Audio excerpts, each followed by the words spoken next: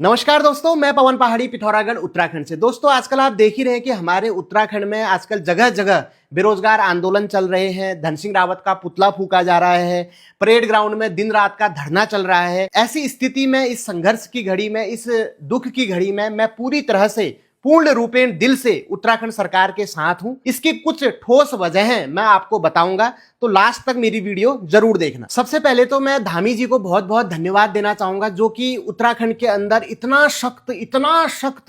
सख्त नकल विरोधी कानून लेकर आए कि वीडियो बीपीडीओ के सिर्फ 3 ही पन्ने बाहर आ पाए, सिर्फ 3 पन्ने। तो इसमें धामी जी की क्या गलती हो गई अगर वो पन्ने बाहर आ गए? तो गलती तुम युवा बेरोजगारों की है, जो तुम टाइम से 15 लाख रुपए नहीं दे पाए, है ना मोदी जी तुम्हारे अकाउंट में डाल पाए, ना तुम हाकम सिंह के अकाउंट में डाल पाए।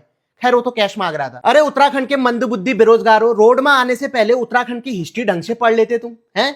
हमारे उत्तराखंड के जाने माने लोक इतिहासकार श्री 1009 जीएस मर्तोलिया जी ने चंद काल के सन 2025 ईस्वी में एक सिद्धांत दिया था। अजय रावत जी की किताब में देख लेना, पृष्ठ नंबर 25 पर। इस सिद्धांत के अनुसार अगर किसी भी सरकारी पेपर के 3 पन्ने बाहर आते हैं तो उसे पेपर लीक की श्रेणी में नहीं माना जाता है। तो इसमें क्या गलत कह रहे हैं वो? इतना हंगामा क्यों मचा रहे हो यार? भाई लोगों देखो, मेरी एक बात सुनो। मेरे गांव में जहां कहीं भी बकरी की पूजा होती है ना, मैं वहां शिकार भात नहीं खाता हूँ, सिर्फ भुटवा खाता हूँ। तो इससे मैं नॉन वेजिटेरियन हो गया? मान लो तुम्हारी गर्लफ्रेंड तुम्हारे किसी दोस्त के साथ झप्पी करती हुई पाई गई है, तो क्या वो पातर हो गई? सिर्फ झप्पी तो करी है ना, पप्पी थोड़ना करी है। तो तुम क्या इस बहाने से उससे ब्रेकअप कर लोगे? ठीक इसी प्रकार क्या 3 पन्ने बाहर निकल गए तो उसको पेपर लीक मान लोगे? हमारे देवभूमि उत्तराखंड के सम्मानित सठ महेंद्र भट्ट कह रहे हैं कि सिर्फ पेपर के पन्ने बाहर आए हैं, पेपर लीक हुआ है, रिजल्ट तो अंदर ही है।